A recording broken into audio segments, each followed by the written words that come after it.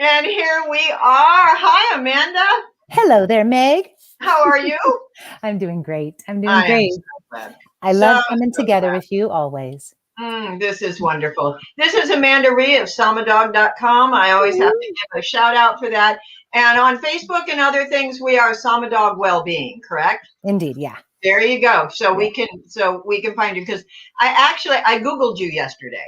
Oh, Even yeah. though we're friends and we've known each other for a while, I Googled you and oh my God, it exploded. There were so many things that hit the Facebook, unbelievable. And your followers, oh my God. I mean, Yeah. you've got a lot of followers. You do a lot of work, hon.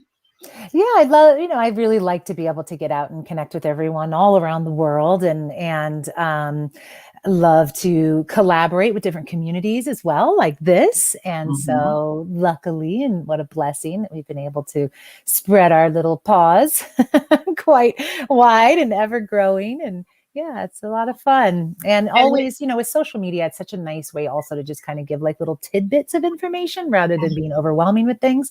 So I Mhm. like to utilize that platform.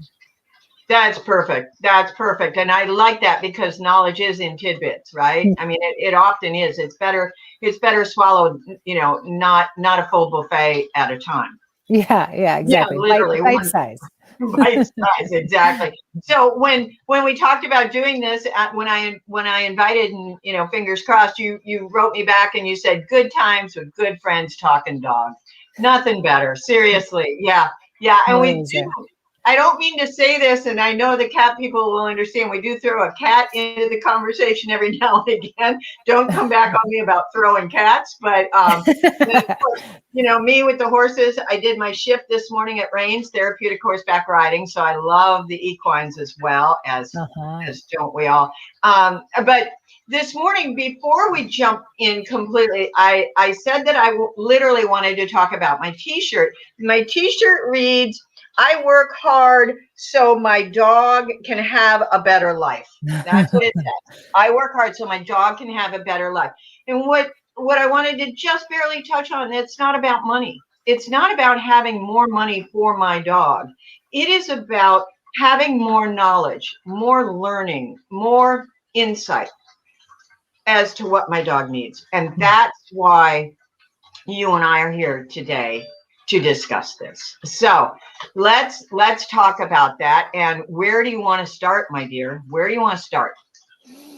Well, I think that, if we're going to talk Ayurveda at all, which is Yes, what we our are. specialty is in Yes. Sama Dog, not only do we just really support and share and teach and provide tools for living a holistic life with your dog, and we always add in spiritual, so spiritual and holistic life, because it is part of our work is definitely to recognize that energetic and soulful and love-filled side of them so that we have this really kind of well-rounded holistic experience. And so all of this conversation in the world of Sama Dog kind of lays on the foundation of Ayurveda. So I think it's always a good place to start there and explain Ayurveda a little bit for people who might not know. Yes, please. So and it's likely that you won't know because it's really not a very popular science, although it is timeless. It actually, Ayurveda is said to be the oldest healing system on the planet. And so the easiest place to kind of place it for us to understand is alongside yoga and meditation.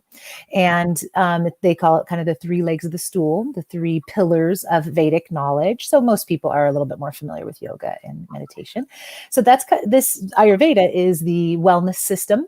So just like yoga is kind of the philosophy, and meditation, you could say, is kind of the more spiritual practice, Ayurveda teaches us a lifestyle system, and it means the science of life. That's what Ayurveda literally translates to in Sanskrit.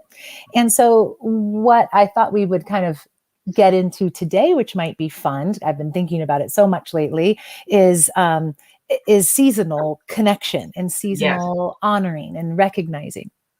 Now we moved recently, as you know, Meg, we moved just a couple months ago to the mountains and to a whole different environment in this, in the plant world, and in the even just the windiness and the birds, and obviously all of wildlife, and the entire environmental experience here is so very different than it was in San Diego. And one thing that stood out far beyond anything else was being very able to perceive the differences in the seasons and the changes every day. I can wake up and see more evolution every day. And it reminds me, that's one of the things I love about it most, is that we are that same thing. Like, we are a constant evolution. We are constantly changing and blooming, and sometimes, pulling back and kind of quieting down, and then blossoming yet again, and have colorful expressions, and have life like pouring out of us at every limb, every leaf. We are that same experience of life. And sometimes we forget that. And because also human beings have had a tendency to kind of pull away from nature, as we know, which is one of our problems in this world today, is we don't see ourselves as connected to the world around us as we actually are. And so when you are in an environment like here, where you can really see the seasons so strongly, it's such a reminder that, everything around us is going and is moving, or kind of aligning to a very natural rhythm, the seasonal rhythms in this case. And we humans can do the same, and we can do that for our dogs. Just as we humans have pulled ourselves away from natural rhythms, we have done the same for our dogs and for our cats. As we've domesticated our animals and brought them indoors, we've kind of lost that harmony with the ebbs and flows of nature. And so Ayurveda gives us many tools and ways to remind us of that, and to reconnect us to that, and give us the ability to, realign and harmonize again. So the harmony versus, while you were talking, I was thinking of New York City. I know a lot of LA. I know a lot of urban dogs, and love them, and the people love them, etc. But what we try to do is we try to keep every day the same, right? We don't want a long coat. We don't want a short coat. We don't want to change in diet. We don't want, right? Yes. And we think the consistency is good, which at some level it is. All right. So tell me more about that. Tell me, how do we change, or what do we change to align ourselves more with the seasons? Mm-hmm. Yeah, I think at one level it is good to keep that consistency, as you and I and many of our viewers probably know. Like, animals, dogs especially, really like the same daily routine. That it serves them well. So we can keep that, and yet alter it slightly based on where we are in the calendar, where we are in the changes around us. Tell me about that. What do you mean? So food is Okay. a number one place to land upon for dogs. If you were to ask dogs and interview them, they'd probably say the same. Please talk more about my food.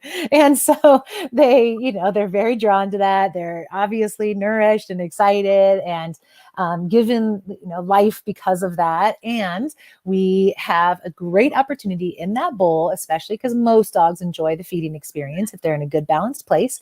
So we have a great opportunity to be able to kind of reconnect them to nature's rhythms. So an example specifically with the spring season is to lighten all around. We're moving from winter, which was more kind of heavy and slow. There's a lot of moisture in the environment. All of the trees and the life has kind of drawn back. And so spring is that time of rebirth and regrowth. So we want to kind of slough off the heaviness of the winter season and move into the life and the all the bright energy that comes into spring. So a great way to do that is to lighten up the food. So literally, like, bringing in more veggies and some fruits, if you don't already, into your animals' meals. Tell us about that. What is, because I know that your study is about types, doshas. But what could we do, like, overall, like, just blanket? I just heard somebody's dog loves blueberries. Yeah, that's a great one. That's one I was going to recommend for springtime. Okay, yeah, and although Ayurveda does put a lot of emphasis on the doshas, the mind-body type of that individual, because it's all very customized wellness, which is wonderful. that same in the same way, the doshas align to the seasons. Doshas align just as much as they align to a personality or a being. They align to music, they align to colors, they align to foods. So they align to the changes of every year. So this specific time, we're kind of coming out of kapha time, and we're moving more slowly into that pitta season, which is more summer, of course. So we're kind of coming out of the heaviness of kapha in the winter, and that is earth and water together, and then we're bringing in a little more of that fieriness to bring that life and the brightness and the light. So with that said, when it comes to foods, you've got your heavier foods, you've got your base food. So no matter what you're feeding, whether it's kibble or whether it's raw meat, adding some fruits and veggies on top, more veggies than fruits, but dogs can certainly have some. And so a few good suggestions for this time of year, because it would be, it lightens over all the body because it detoxifies.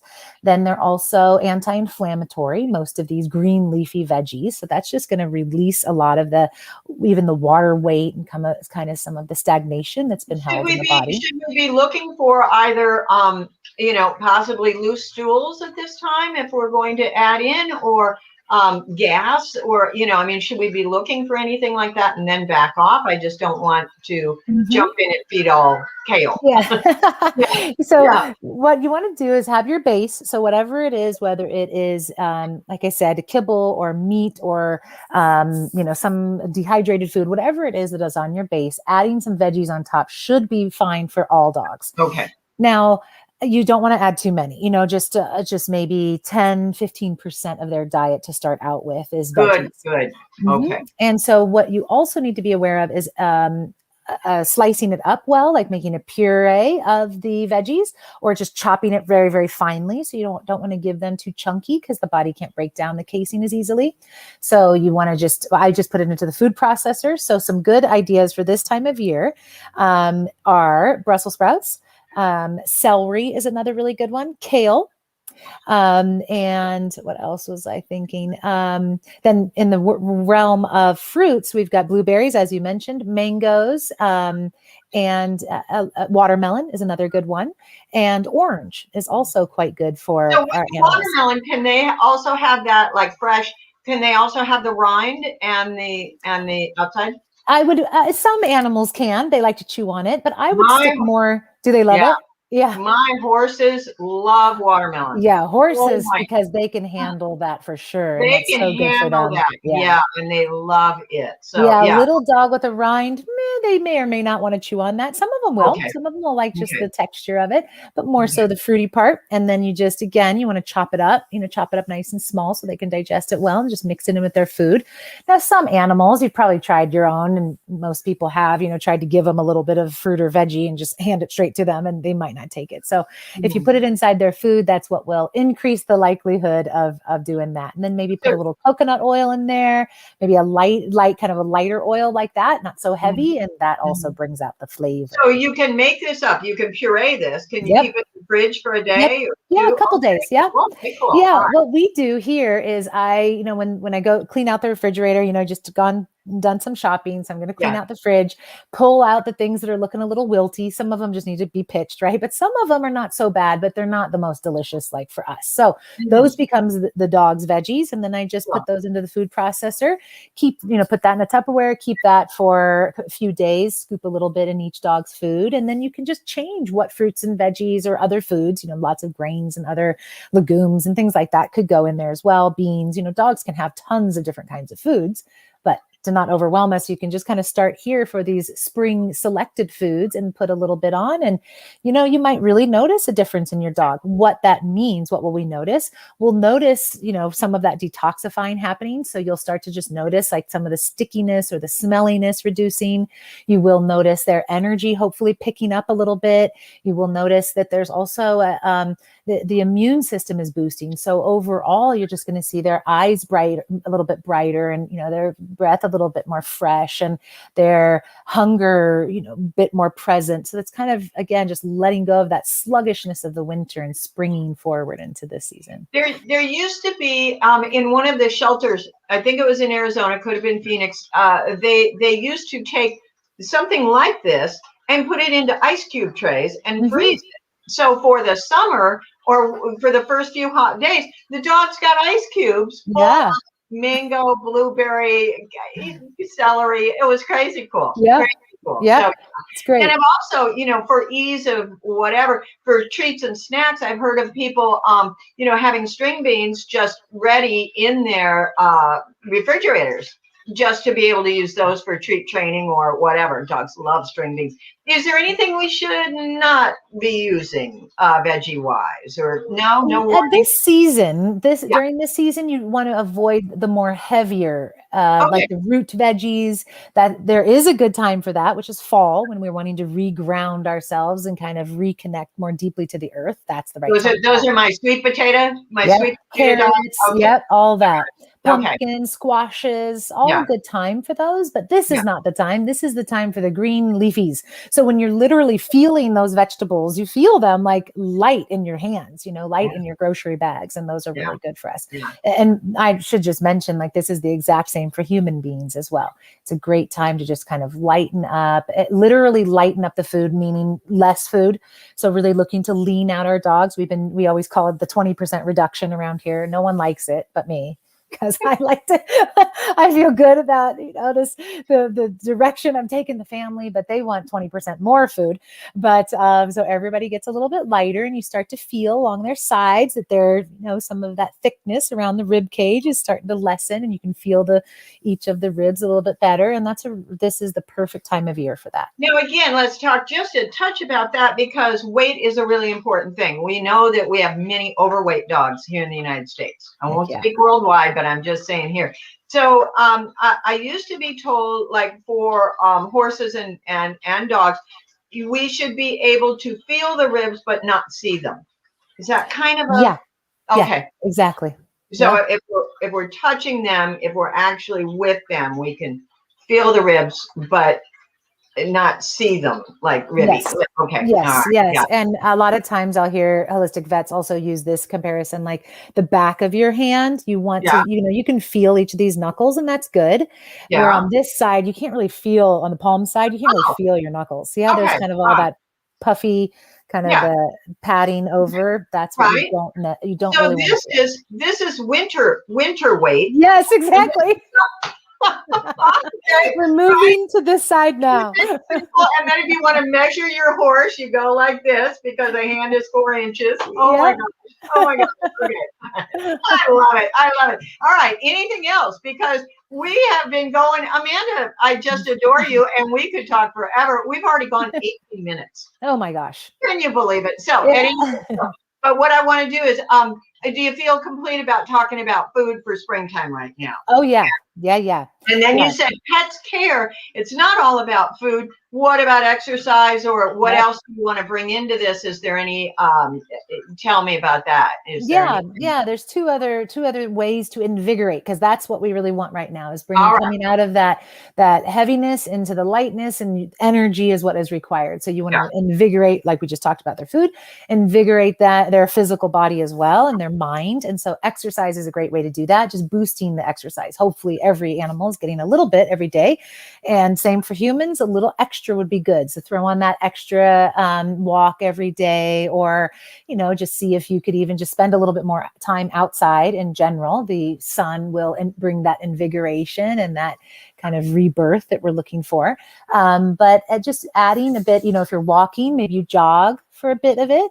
If you're already jogging, maybe you're sprinting. I mean, dogs will do that too, if you can get your dog doing some extra activities that they don't normally do, like maybe swimming, now it's getting warm again and you can get back in the water. So really just bringing the athlete out in your dog and yourself again as this spring season comes in. And so that's a really good way. With animals and dogs specifically, when we exercise them more, clearly we know that exercise is good for everyone. But an important thing for everybody to be clear on is that it also stimulates their lymph system. So that's going to help boost the immune system and release any of the toxic holding that we had over the winter time.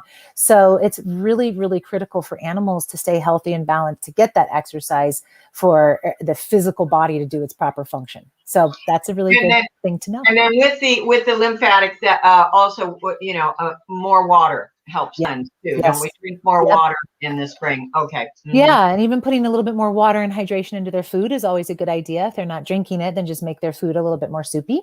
Okay. And then the last thing is invigorating massage. So just, being with your dog, and especially if you have a dog that is rather heavy in the first place or just lethargic, doesn't really want to exercise in general. It's like, well, that sounds good. Go Oh, take okay. my So dog who I sprinting. call the big blocky headed, all Yeah. shoulders. I'm just going to take a nap right now. Yeah. Yeah. You Yeah. got your Okay. couch All right. So go potatoes. on. Yeah. They just don't want to do anything. So it's like, yeah, try to sprint with that dog. It ain't going to happen. So Yeah. in your house, just creating some invigoration, stimulating their body. So I go like this because this is the movement for a nice stimulating massage. Just go right down the middle of the body and just kind of stimulate, rub kind of vigorously back and forth, the rib cage and the hips. You can go around the base of the ears. The Ayurvedic technique is to use circular movements on the joints. So like in their shoulders, and then long strokes down their arms and legs and their long muscles and bones. So if you just kind of get a pattern going where you're rubbing on the joints up and down like this, down the bones and down the legs and down the torso, down the tail, that can be a really great way to just stimulate. Again, it's detoxifying, stimulating the lymph system, same way in which, same benefits that they are getting from exercising, but you're kind of creating that yourself. And for a dog that's maybe ailing, is senior, this is all going to be able to help them if they can't move around as much as well. And you and I have a mutual friend in Linda Tellington Jones. Uh-huh. T-Touch, Yes. T-Touch, T-Touch. Linda has been around forever and she is amazing. And she's got all these ideas of, some invigorating massage, but some just very, not even touching, Yeah. if we want to help. And so maybe that's a seasonal thing too. We could address. I see us doing this 3 more times, for the season. I do. Yeah. So Yeah, really. yeah, really. Yeah. Anything else about the invigoration? Anything else? No, I think that's Okay. good. Those are some simple ways that we can keep in mind, and it'll help our dogs. It helps us bond. It helps us feel good to just provide for them such great care and know that we're making that extra effort on their behalf, and they receive that too. It's like making food with love. They definitely receive a big hit of goodness every time we take one of these steps. Love that. Love that. Would you do me a favor and tell me about, you've got a class, a series coming up. Tell me what's Yeah, up. we do. We have our course. That's our foundational course called Ayurveda for Dogs 101. So if anyone's interested in this conversation more and you want to just get into what we mentioned, especially the doshas, the mind body type, and really understanding what your specific dog needs, getting a good understanding of the whole body of knowledge of Ayurveda, then this class is for you. And we do it twice a year. And so we're having our spring session right now. We start next Monday. So registration is open now through this Saturday at midnight. Wow. Okay. Yeah. So we've got a couple of days to get in. This course is amazing because I was afraid in the beginning that it was only going to be, if I didn't fit into one type, me and my dog, Yeah. we didn't fit into one type, then I wasn't going to understand it. But gosh, you just broadened it. And you also said there are borderline types that you can be this and that. And, and just gave me a freedom that was involved with this learning that was and is massive to this day, because every once in a while I'll get a little, somebody new in my life or somebody old that, and it gets a little bit, I'm going to push back, even if it's in a conversation. And then I remember, okay, now who am I talking to? And I remember your fabulous husband, Renee. I remember Renee saying, it really helps me when I know who I'm talking to. And that is wonderful. So I work with so many dogs in any given time that to know who I'm talking to, literally, it was a big help for me. And I could see where with this information, the changes would happen. And then came the positive behaviors as a result. That's great. Well, I'm so glad that you had that experience, Meg. And that's what we hope. What's great, I believe, is that this class overall just teaches a really simple way to bring your dog more into balance with nature and more into a holistic life. So for people who don't really even know where to start, or does that just mean giving them different food, or what does it even mean to live holistically with my dog? Like, we really break down every part of their life and your involvement in it and the choices that you make. And so, yeah, I think that, there's a lot to learn there for us. And yet, through like the just kind of some simple format of videos, you can gather up all the information. In this particular session, we have live calls. So as you work through all the materials, you get to ask some questions like you did during our session together last time. So yeah, and it's great. I think that's the number one piece of feedback I hear afterwards is like, I really learned how to live a natural life with my dog in all areas of their life, and how much the energy of the household is affecting them just as much as what's in their bowl. So, it's a wonderful, broad kind of scope of thinking of our animals' life in a way that we maybe never did before. Absolutely. And Yeah. not only the one life, but then the next one that I meet and the next one. And I look and I go, I know now how to get along better with this dog Yeah. who is approaching me. Yeah. Or the And maybe person approaching yeah, you. yeah, exactly. Thank you, Renee, one more time. And again, this reminds me, good times with good friends talking dog. I mean, Yeah. that's really, because again, you didn't make me learn Sanskrit. I didn't have Nope. to learn a Nope. second language. I So make it all very easy. oh my gosh, it was so much fun. So here, hon, we're gonna wrap up. But one thing that I want to ask you is literally your mentors. Who keeps you sparked? Who got you sparked? I know, and I mean, people can visit and learn about you and your canine history. But for today, Mhm. besides the fur in your house, the dogs, your mentors or who keeps you sparked. I know that you worked, and let me give a shout out because it's a household name, is Deepak Chopra. You Definitely. worked with him for how many years? Yeah, like 15 now. There you So go. yeah, that he's definitely been a huge mentor, taught me clearly so much about wellness and health and living in harmony with nature and harmony with our spirit, and in approaching life in such a different way. So that has been a huge influence. This co-founder of the Chopra Center was named Dr. David Simon, and he also was a huge contributor to everything that I know, but also when I took it into the world of animals.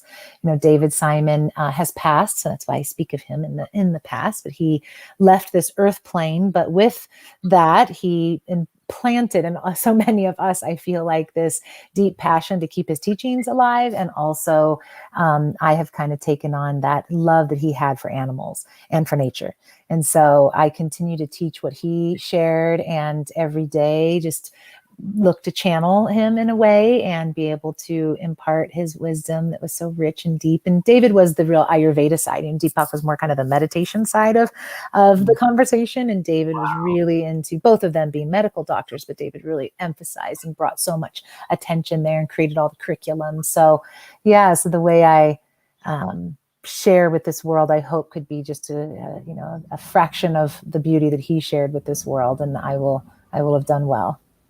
Oh, honey, you have done very well. You do good and you do well. So before I Thank start to you. cry, I'm going to sign off. I love you, adore you, and thank you so much for sharing this half hour. And we will, we'll do it again. We've done it before. We'll do it again. So I'll come I back with just them. want to thank you so much, Amanda. Thank you. Well, I want to thank you too, Meg, for giving us such a wonderful platform. So many of us, your community has a great place to come and learn and connect to so many different people and methods. You're so unselfish in the way that you hold space for these lessons. So we really, really appreciate that. You're changing lives. Thank you, Amanda. Yeah. Thank you. All right, baby girl. See you soon. Okay. See Bye, you Meg. on Bye, Facebook, everyone. YouTube, everything. Thank you, Amanda. Bye-bye, hon. Bye-bye.